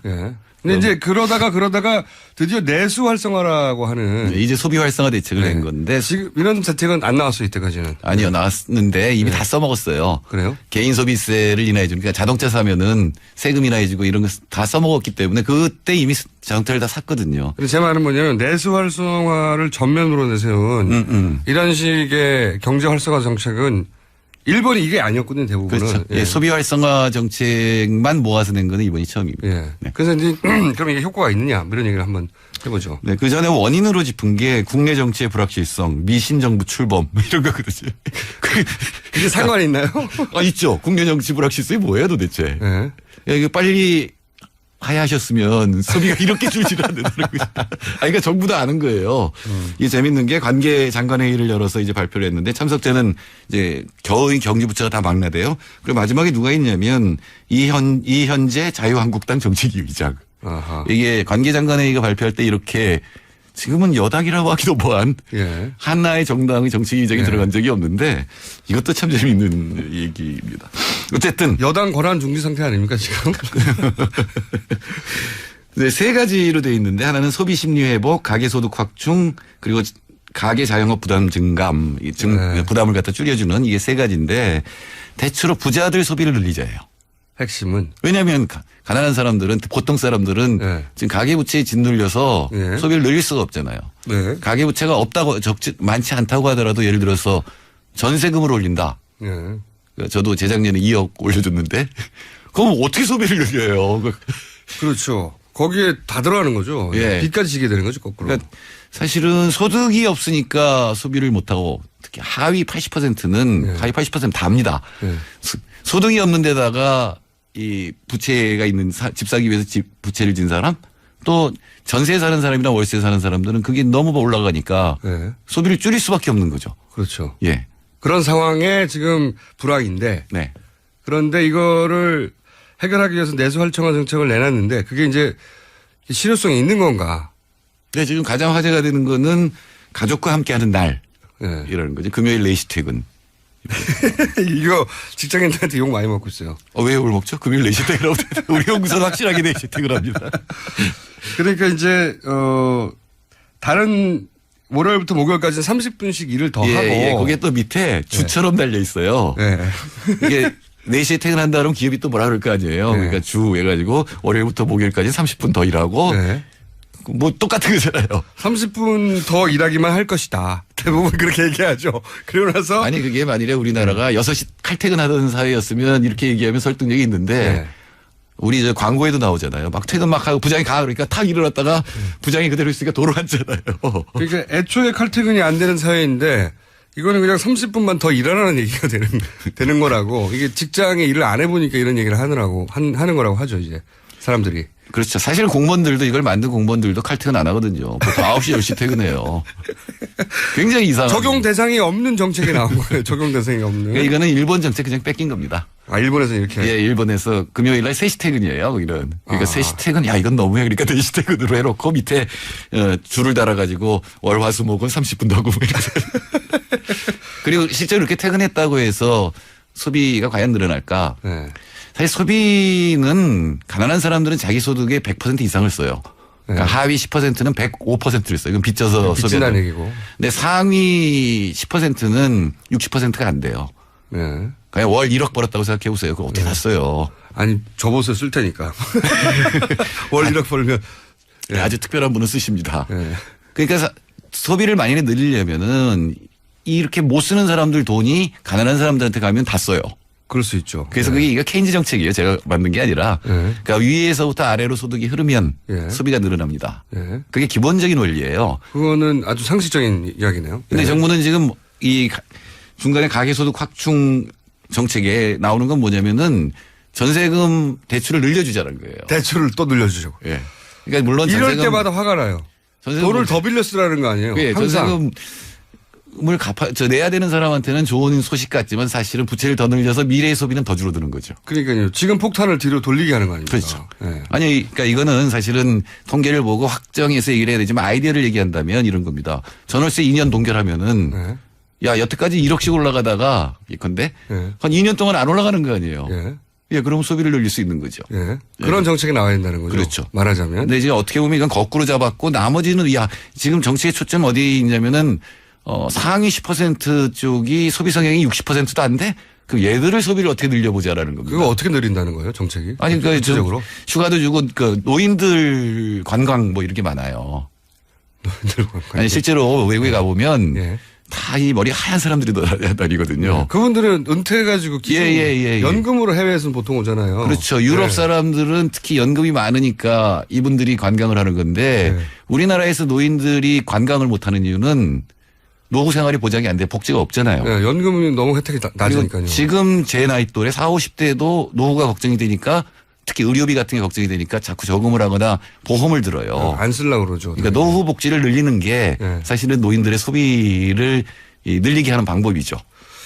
근데 지금 노후 복지는 늘리지 않고 노인들한테 뭐 저기 열차 사면은 열차값 떨어뜨려 준다라든가 심지어 모텔비 10% 인하 정책도 있어요. 모텔비 10%가 줄어든다고 여행을 갈까요? 그러니까 이 모텔비에 재산세를 30%를 경감해줘서 모텔비를 10% 인하해주면 노인들이 모텔에 잘까요? 이런 정책도 있습니다. 이거 4시 퇴근 정책은 정말 직장인들한테 물론 칼퇴근하는 직장이 있어요. 네. 그런 직장은 이런 정책이 아예 필요 없는 거고요. 근데 대부분의 평균적인 직장들은 이런 정책이 안 먹히거든요. 네, 그 칼퇴근하는 그 직장은 4시에 퇴근해도 쓸 돈이 없어서 별로 도움은 안 될 겁니다.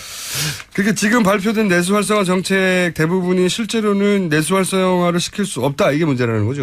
그러니까 82가지가 발표됐다고 하는데 어떤 기자분이 세보셨는지 하는데 82가지나. 예. 외국에 가보면 한국인 식당 가면은 굉장히 많잖아요, 메뉴가. 온갖 걸 다 맛보게 골라도 줘야 되는데 그 맛은 별로 없죠. 그 비슷한 그런 건데 뭐 물론 좋은 정책도 있습니다. 예를 들어서 가령 의료보험 있잖아요. 건강보험료 10년 체납자는 완전히 이제 면제해 주는 거죠. 10년 정도 체납했을 정도라면.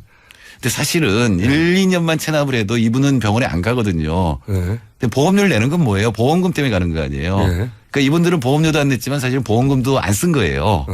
그래서 사실은 다 면제를 시켜줘야 되는 거거든요. 그러니까 가계부채도 하위 10%는 부채의 양이 크지 않아요. 자, 그러면 지금 발표된 내수 활성화 정책이라는 게 실제 내수 활성화를 시킬 가능성은 대단히 낮다고 보시는 거고. 그렇죠. 네. 그러면 지금 기준으로 혹시 대선 후보들 중에 눈에 띄는 내수 활성화 정책을 캠프 단위에서 발표한 것이 있긴 있나요? 보시기에? 제가 보기에 이재명 시장 정책이 가장 빠를 겁니다. 제가 그 근거는 뭐냐면은 그 성남시가 아마 악성 채무는 제일 적을 거예요. 주빌리 은행이라고 지금은 의원이 된 재윤경 의원하고 같이 이제 여러 가지 일을 했는데 그게 뭐냐면은 은행이 마이크로 크레딧. 마이크로 크레딧은 아니고 이제 면제해 주는 거죠. 아예 면제해 주는 거. 은행이 못 받을 거라고 생각하면은 손실 처리를 해요. 그러니까 이 사람들은 진짜 이건 받으러 다니는 비용이 더 많이 든다. 완전 불량채권이라고 보고. 근데 그거를 그러면 손실 처리하면 없애줘야 되잖아요. 그걸 팔아요. 추심업체한테 10% 이하로 팝니다. 1,000만 원짜리 부채면 100만 원으로 팔아요. 그럼 이 추심업체는 어떻게든 10명 중에 한 2명만 하면 이익 남을 거 아니에요. 그래서 거기서 이제 불법이 많이 등장하죠. 그래서 주빌리 은행이 한 게 바로 그런 악성 채무를 모아서 소각을 시켜버린 거거든요. 근데 이거를 국가가 하게 되면 정말로 목숨의 위협을 받는 분들 채무는 없어져요. 네. 보통 이제 사채에서 뭐 1000%는 2000%는 상상할 수 없는 이자율에 계속 시달리며 빚의 그 악순환 속에 사시는 분들의 악성 채무를 아예 사서 왜냐하면 1000만 원짜리가 이미 100만 원이나 50만 원으로 돼 있거든요. 그렇죠. 그리고 그걸 은행에서는 더 이상 못하니까 팔아버려요. 그걸 사겠다는 거죠. 그걸 사든지 아니면 너네도 어차피 못 받을 거면 포기해라라고 해서 지금 주빌리 은행은 그걸 소각하는데 정부가 협상을 해서 싸게 사든가 해서 소각을 시켜주면 하위 10%의 악성채무는 바로 없어지거든요. 그렇죠. 그건 은행도 손해를 보는 게 아니고. 그분들은 평생 그 빚 갚다가 끝나는 상황이 많거든요. 그 최악의 경우에는 그 피에타 같은 상황이 되는 거죠. 그게 눈에 띄는 정책이다. 아니, 그리고 또 이제 집값이라든가 임대료 통제 같은 것들은 긴급할 때는 해야 됩니다. 사실은 전세금 2억 올려봐야 그거 별로 굴릴 데 없잖아요, 요새. 그래, 은행에 넣으면 400만 원 버는 거거든요. 하지만 그거를 내야 되는 사람 입장에서는 완전. 그거를 전세 대출해줘도 그럼 이 사람은 70만 원씩 갚아야 돼요. 왜냐면 이게 차이가 있잖아요. 예금금리하고 대출금리하고. 근데 이게 가봐야 소비 활성화도 안 되는 겁니다. 근데 그럴 때는 아예 전세를 못 올리도록 아예 정부가 전월세 동결을 긴급할 때는 할 수 있는 건데 이건 물론 통계를 들여다보고 부작용을 찾아내서 정책을 보완해야 되겠지만 방향은 그렇다는 거죠. 전세금을 빌려주는 게 아니라. 그러면요. 오늘은 여기까지 하고 다음 시간에는 지금 이제 각 후보들이 정책들 많이 발표해요. 그 중에서 눈에 띄는 정책들 이건 괜찮고 이건 말도 안 돼. 일단 칭찬하는 것부터 하죠. 알겠습니다. 다음 시간에는 살짝 칭찬 한번 해보고 그 다음 시간에는 바보! 시간을 가져보도록 하겠습니다. 지금까지 폴 연구소. 어렵지만 폴 연구소. 여전히 폴 연구소의 정태수 소장님이었습니다. 감사합니다. 감사합니다. 미 항공우주국 나사에서 우주인들의 비상식량으로 쓴다는 남미 최고의 완전식품 마카 플러스 한국에서 가장 비싸고 귀한 식품이라는 산삼 플러스 거기에 한국인이 좋아하는 녹용까지 일단 이 세 가지를 모두 넣은 제품이 나온 거니까 마카 산삼 녹용 대박 좋은 건 다 있네. 031-323-2559 영암네이처 yhnatuRE.com. 똥은 싸고 다니냐? 미치도록 싸고 싶다. 빅동의 추억. 미국 장사랑. 구렁이 똥 이뻤다. 장이 살아야 내 몸이 산다. 혈중 콜레스테롤 개선과 배변 활동에 도움을 주는 건강기능식품입니다. 빅동의 추억. 미궁 장사랑. 지금 검색창에 미궁 장사랑을 검색하세요. 이건 제가 써보니까 효과가 있는 것 같아요.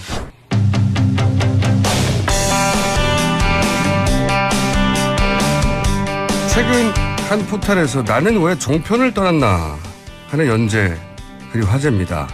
그 주인공이 직접 스튜디오에 나오셨습니다.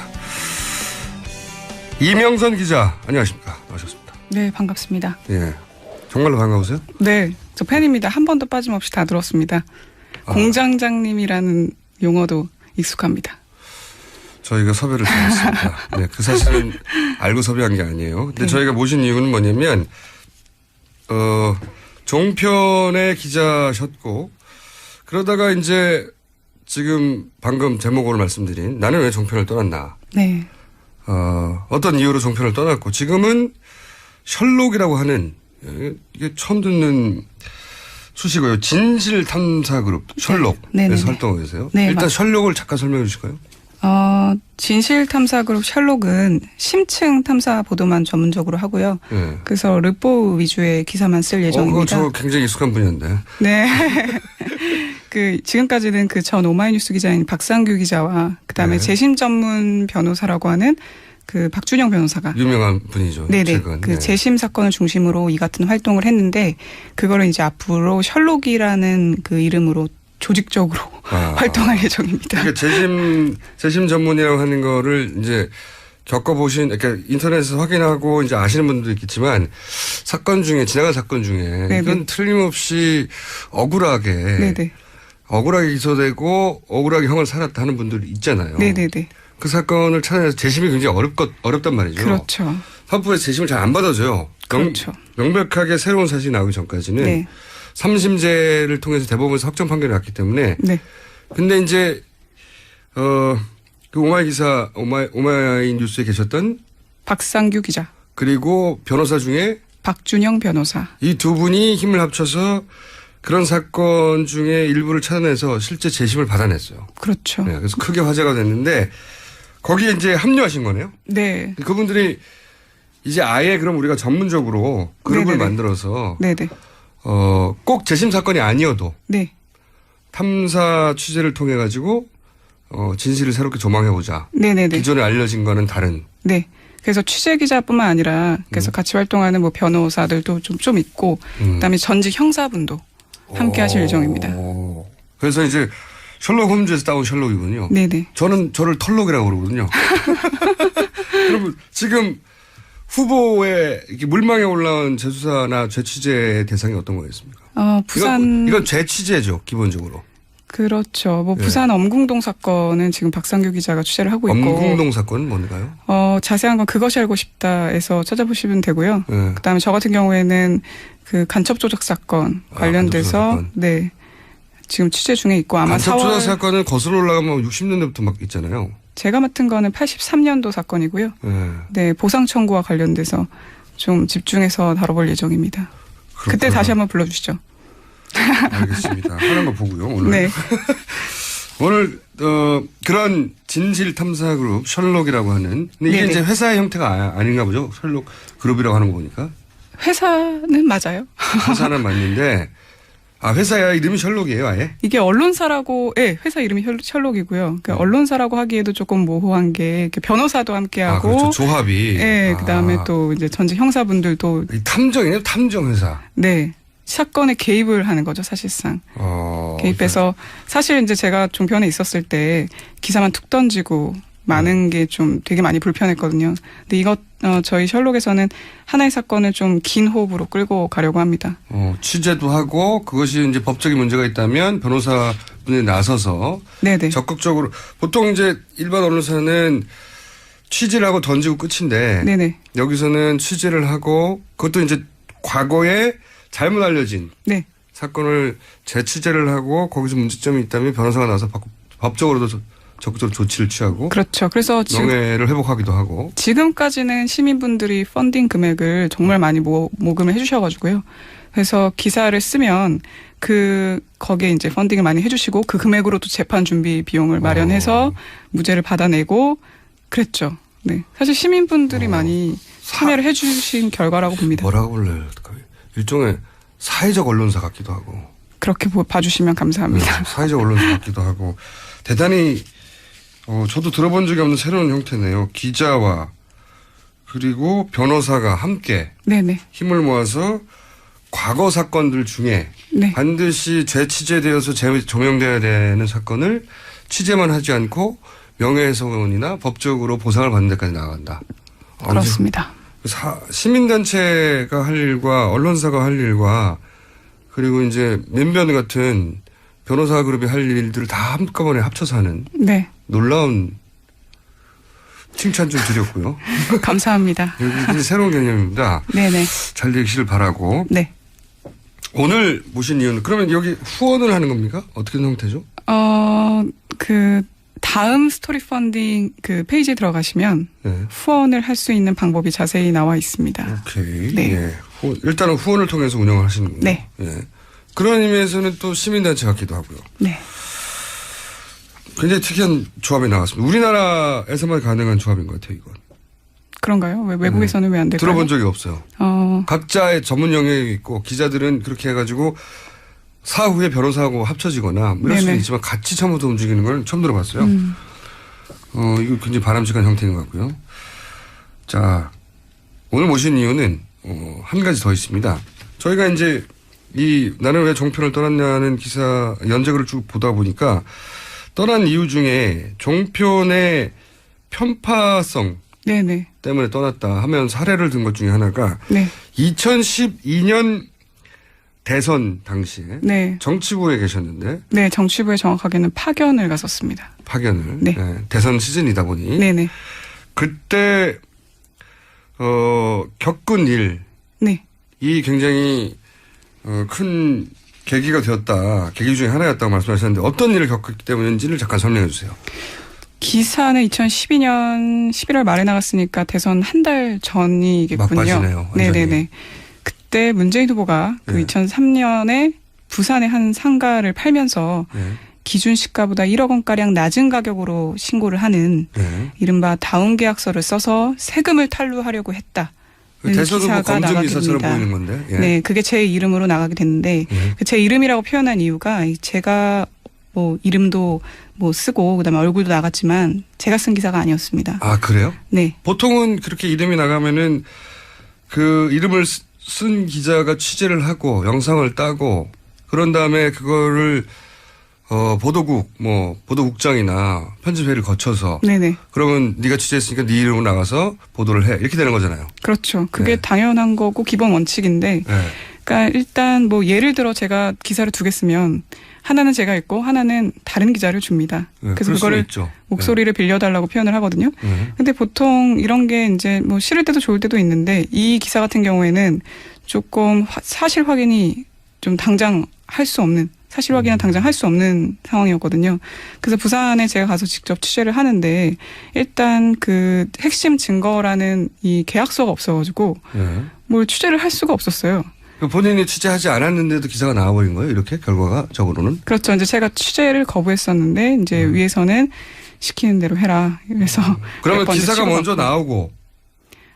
아니요. 기사를 한 4시쯤에 올라온 걸 예. 제가 보고 읽고 제작을 해야 되잖아요. 그걸 저한테 맡긴 거죠. 기사는 이미 쓰여 있고 방송 기사라는 건 이제 영상도 붙여야 되고 기자 목소리도 입혀야 되니까 그 과정을 저한테 맡긴 거죠. 근데 저는 그게 부당하다고 생각해서 안 하겠다라고 했고 근데 위에서는 그냥 해라. 아, 이게 팩트 체크가 안 됐는데. 네네네네. 이 이름을 달고 나가는 기사인데 네. 내가 기자로서 팩트 체크가 전혀 안 됐는데 네.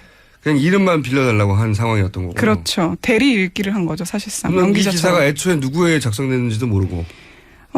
뭐 아마 이름은 있죠. 그러니까 저도 누가 썼는지는 알지만 실질적으로 누가 썼는지는 알지만 왜 그렇게 단정적으로 확신을 갖고 썼는지는 모르죠. 그분도 누군가의 지시를 받은 건지 아니면 본인이 진짜 확신을 해서 밀어붙인 건지는 저로서는 알 수 없습니다. 그러니까 핵심 골자는 당시 이제 문재인 후보가 다운 계약서를 썼다. 세금 탈루 의혹이 있다. 이런 네네. 기사가 나갔는데 그거를 본인 이름으로 나가도록 되어 있었는데. 네네. 그런데 이제 민감한 시기고 하니 정치부에서 이 기사를 본인의 이름으로 그리고 본인의 얼굴과 목소리로 내보내려면 당연히 기본적인 팩트 체크를 해야 되는데. 그렇죠. 팩트 체크를 하려고 했더니 다운 계약서 자체가 없더라. 검인 계약서가 있어야 확인을 할 수가 있는데 그렇죠. 제가 검인 계약서가 없다 보니까 확인을 할 수가 없잖아요. 네. 그러니까 그냥 주는 대로 받아서 읽을 수밖에 없는 상황인 거죠. 그게 불만이었던 거죠. 그러니까 뭐 의혹은 제기할 수 있습니다. 언론사로서. 그렇죠. 근데 이건 당장 오늘 내보내야 될 사안이 아니었거든요. 제가 봤을 때 좀 충분히 기간을 갖고 취재할 만한 거였는데 너무 무리해서 진행을 했고 결국에 나가게 됐습니다. 다음 날 이제 난리가 났죠. 뭐 야당 여당이 뭐 서로 이제 브리핑을 했는데 피해는 당연히 야당이 봤습니다.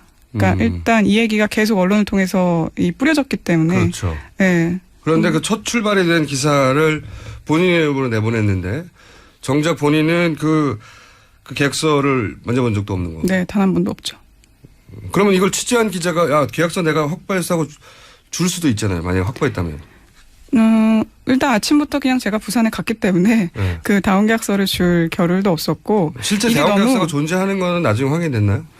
네, 이게 사실 관계는 이 문 후보가 그 법원 앞에서 이제 사무실을 차렸는데 갑자기 검찰이랑 법원이 다른 곳으로 이사하는 바람에 한 1억 원가량 싸게 팔게 됩니다. 근데 그러니까 뭐 싸게 판 건 맞는 사실이죠.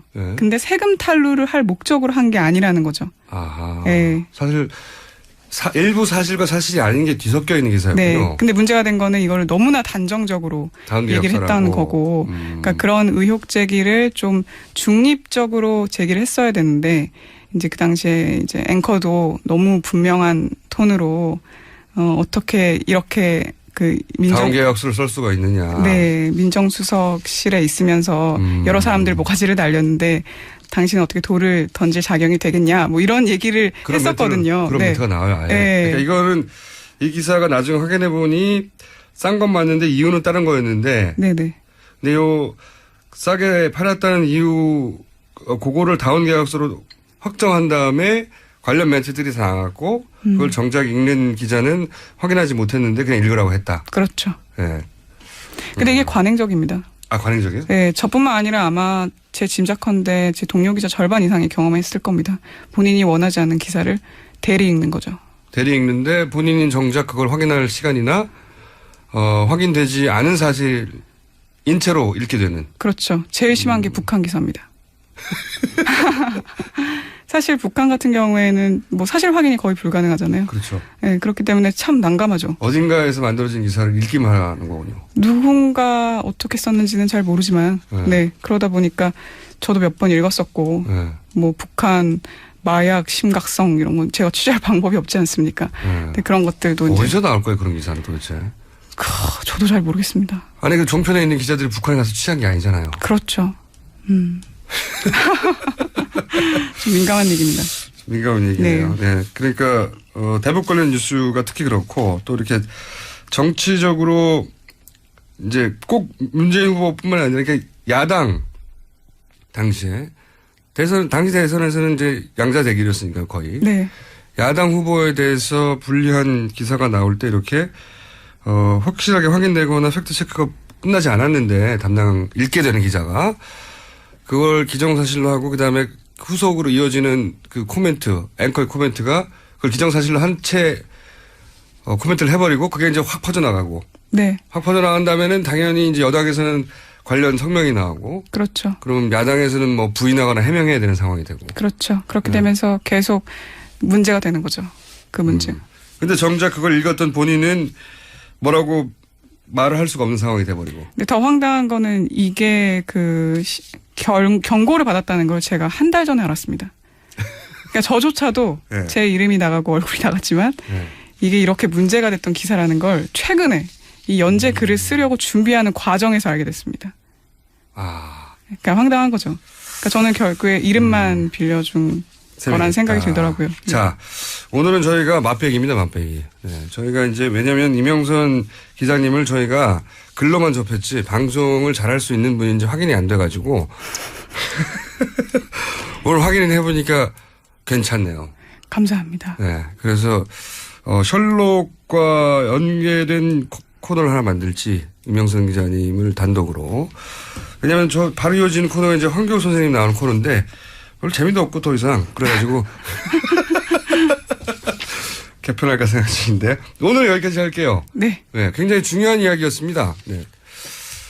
셜록의 이명선 기자님이었습니다. 네, 감사합니다. 또 뵙겠습니다. 감사합니다.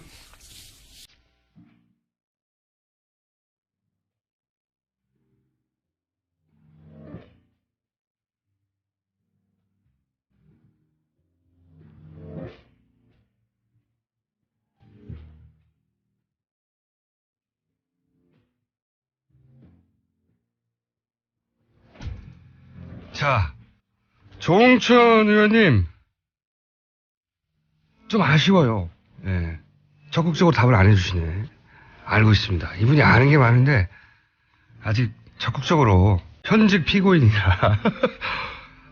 그러나 저희가, 앞으로 좀 더 모셔가지고, 적극적으로 답을 안 하는 부분만 집중적으로 파가지고, 인터뷰를 추가로 할 예정입니다. 네. 김어준 씨 목소리로 태교를 했습니다. 그렇게 키운 아이가 4살이 되었네요. 내가 키우기가 힘듭니다. 제 잘못인가요? 네. 아이가 똑똑하긴 한데 상당히 키우기가 힘듭니다라는 문자가, 항의 문자가 나왔습니다. 8356분, 쓰시는 분. 네. 죄송합니다. 네, 여기까지 하겠습니다.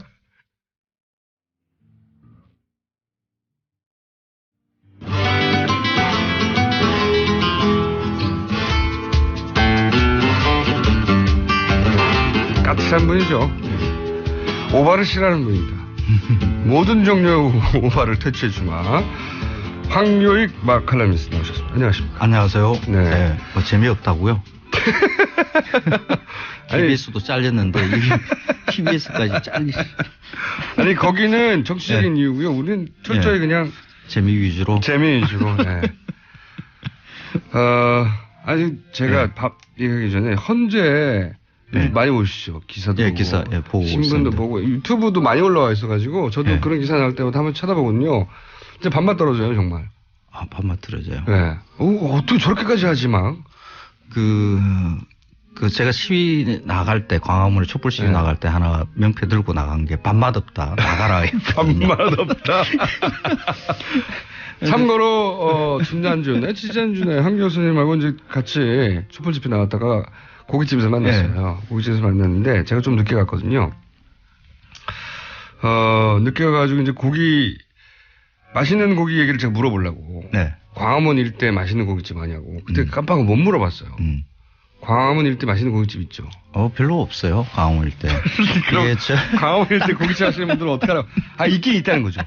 있기는 있는데, 대체로 이게 땅값이 이렇게 좀 높은 데는 사실 싸고 맛있는데 찾기가 힘들어요. 그렇긴 하죠. 네.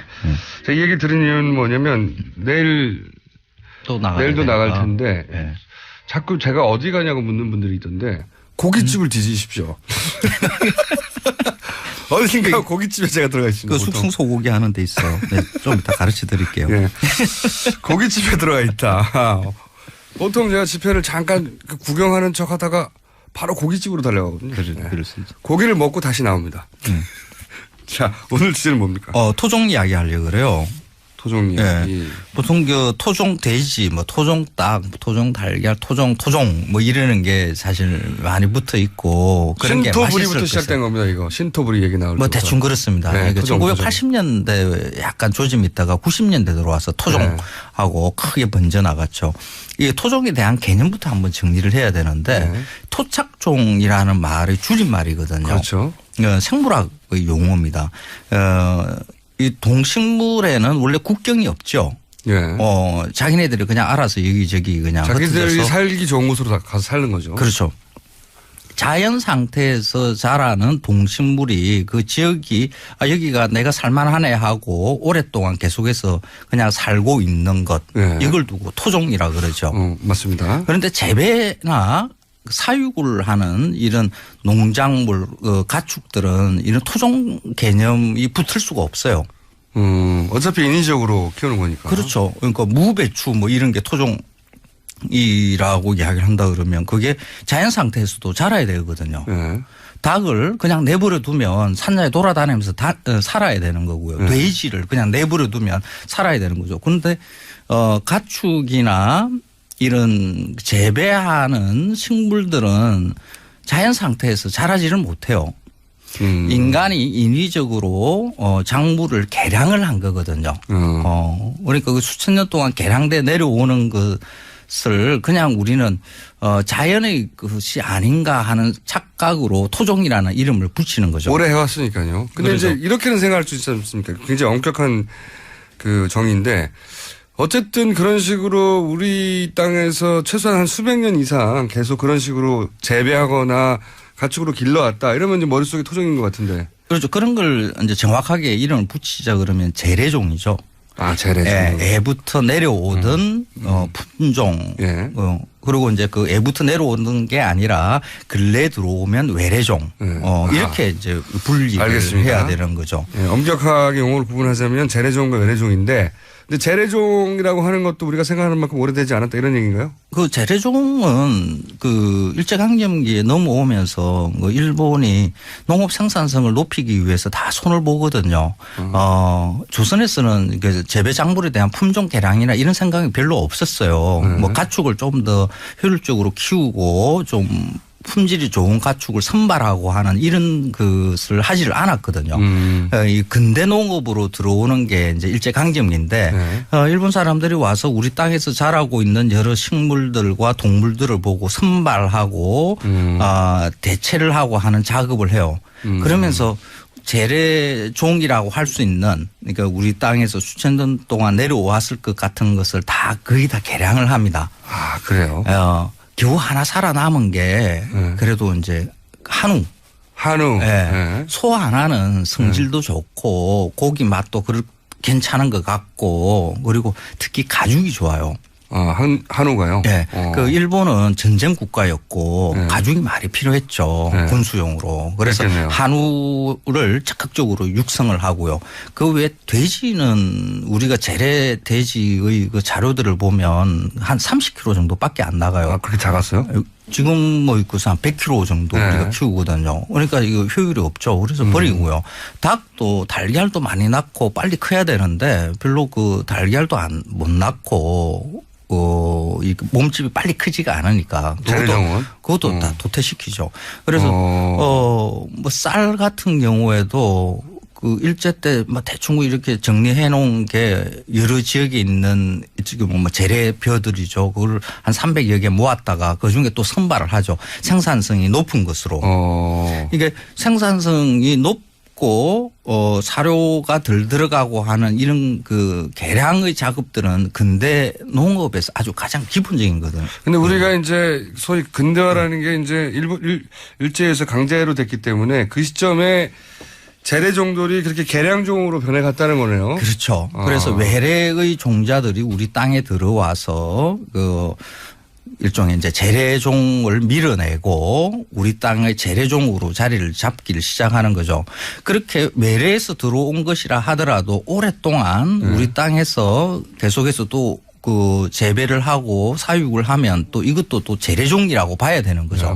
그 정확한 기준으로 한 100년 이상 되면 그런 느낌인데. 보통 뭐 한 7대 세대 정도 이렇게 내려가고 하면 그냥 재래종 이렇게 봐야 되는 게 맞죠. 얼마 전에 그 누트리아 그 낙동강변에 나와서 그게 1980년대 말 정도에 우리 땅에 데려온 놈들이거든요. 그런데 이놈들이 적응을 하고 살아가고 있어요. 그러면 이제 외래에서 조금 더 지나면 이제는 재래나 키운다 그러면 아니면 그냥 우리 자연 상태에서 그냥 서식을 하는 거로 자리를 잡으면 또 토종으로 또 봐야 되는 거죠. 그러니까 자연에서의 일은 그냥 자연의 것으로 봐야지 여기에 어떤 국가나 민족의 관념을 붙이는 것은 그렇게 좋은 방법은 아니죠. 국가 민족 붙이는 거 굉장히 싫어하시는 분인데 그러면 궁금한 거 우리가 이제 토종닭은 많이 얘기한단 말이죠. 씨암탉 잡는다, 토종닭이다. 토종닭은 뭐 사납다, 뭐 색깔도 다르다 하는 닭들 있잖아요. 그 닭은 진짜 이 재래종이 맞아요? 없습니다. 닭의 일제 때도 확 품종 개량을 해버리고요. 이미 일제가 들어온. 그렇죠. 우리가 지금 토종닭이니 하는 것도 토종닭이 아닌 거예요. 그렇죠. 가장 결정적으로는 우리가 한국 전쟁을 거치잖아요. 동심이 파괴되는 느낌이네요. 되게 듣다 보면 그 한국 전쟁 통해 그 온갖 가축들은 다 잡아먹거든요. 그랬겠죠, 당연히. 그래서 거의 뭐 좀 남아있던 것들도 거의 다 죽었다고 봐야 되고요. 그리고 이제 그 미국이 원조 물자로 닭 종자들을 왕창 갖다 줘요. 그럼 우리가 지금 그 토종닭이라고 알고 있는 그 색깔 짙고 막 날개짓 하면 높이 뛰어오르고 성질 사납고 그건 어디서 온 거죠? 그 미국 닭일 가능성이 높아요. 이게 어떻게 하면 좋아? 동심 파괴돼. 한국 전쟁 이후에 미국이 농촌에 이제 막 피폐해지니까 닭을 갖다 키우라고 이렇게 대량으로 닭을 가져와서 이렇게 농가에 보급을 합니다. 그래서 지금 시골에 이렇게 마당에서 이렇게 왔다 갔다 하는 것들 그거 미국에서 온 그게 닭일 수 있어요. 기껏 60 이렇게밖에 안 되는 겁니까? 그렇죠. 조선 시대로 거슬러고 그런 거 아니에요? 없어요. 지금 그 제주도나 지리산 일대 가면 흑돼지. 흑돼지. 그걸 갖다가 토종이라고 그렇게 믿고 있죠, 제주도에서. 그 바크셔의 변종이죠. 그러니까 영국에서 개량된 버크셔라고 이야기하죠. 그 버크셔는 언제 들어온 거예요? 그건? 그 일제강점기에 들어오죠. 그 일본에서 영국에서 들어와서 개량한 다음에 그게 한국으로 들어온 겁니까? 그렇죠. 보통 미국 버크셔나 영국 버크셔가 이제 우리 땅에 들어오는데 1970년대 흰돼지 요크셔가 들어오기 전에 시골에서 그걸 많이 봤거든요. 버크셔를. 그래서 흰돼지는 외래고 버크셔 까만 돼지는 토종일 것이다. 라고 우리가 짐작한 거군요. 그렇죠. 그런데 원래 그 핏줄은 영국 핏줄이라고 이렇게 보면 됩니다. 동심 다 파괴됐어요? 아니, 근데 뭐. 이런 시간이 다 됐습니다. 그렇죠. 이거 재래종 이런 것들은 사실 가축을 키우고 이렇게 재배하는 것들 이런 것은. 다음 주에 이어갈게요. 한개 없습니다. 만만 있으면 돼요. 동심 다 파괴됐고요. 거리에서 고깃집에서 뵙겠습니다. 이번 주도. 김어준이었습니다. 다음 주에 뵙겠습니다. 고맙습니다. 안녕.